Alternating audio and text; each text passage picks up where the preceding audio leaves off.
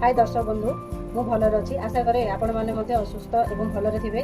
आज आउ गोटे रेसिपी नहीं मुझे आपको स्वागत जनाऊँ मोर चैनल को। आज आम बनवा कदली चोपार चटनी।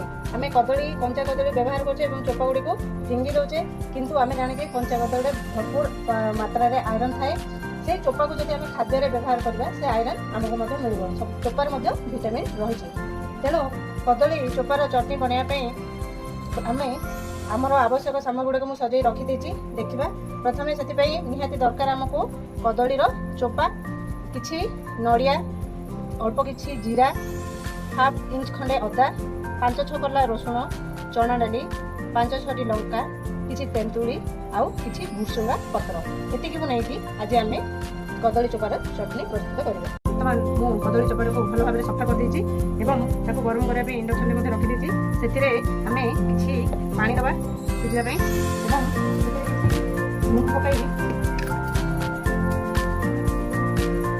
सिझा दबा पे छाड़ मीडियम रे ताको रखी 10 मिनिट सिझा पे छाड़। बर्तमान 10 मिनिट हे गेलानी एटा हमर भल भाव सिझी जायछि। बर्तमान इंडक्शन को बंद कर देबा एवं ताको टिके छाणी देबा पानी रे। बर्तमान मधुर पानी गुड़ाक सब बाहर कर फिंगी केवल कदली चोपा अच्छी। चलते तेज चटनी प्रस्तुत बर्तमान चटनी प्रस्तुत कराने मो गैस कड़े बसईदेली और गरम करने हाई फ्लेम दे दी। पूर्व आम मोबाइल तेंतुली किसी रखी पानी में पकईदेली मैंने भिजे दी। बतुरी समय लगे से आम चटनी प्रस्तुत कला से बतुरी जाइए। आम कड़े अल्प परिमाण तेल देवा। तेलटा किसी समय गरम है बर्तमान लंका,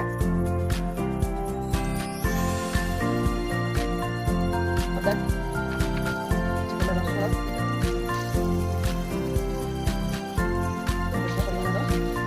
जीरा,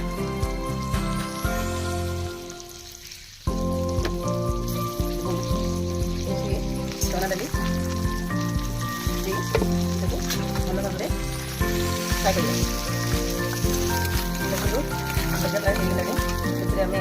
भुसुंगा पत्र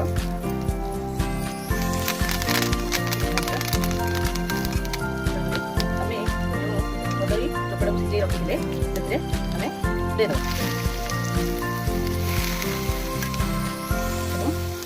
slow flame 5 minute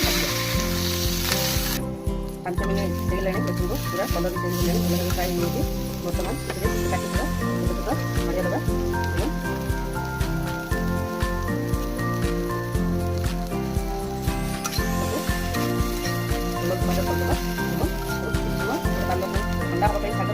grinding grinding कर देखो आम जो भाजिकी रखी चोपा चना डाली सब मिक्सिंग जार में दे देती जो तेंतुली किसी भिजे रखी थे पकईदे और स्वाद अनुजाई लुण पकईवा। 2 चम्मच लुण देती खटा मिठा स्वाद आने किसी अल्प परिमाण चीनी देवे। आप अधिक मिठा करते आप अधिक चीनी व्यवहार करेंगे। बर्तमान पूरा फाइन पेस्ट बनईदे किसी परिमाण पानी देवी ग्राइंडिंग करदेवी।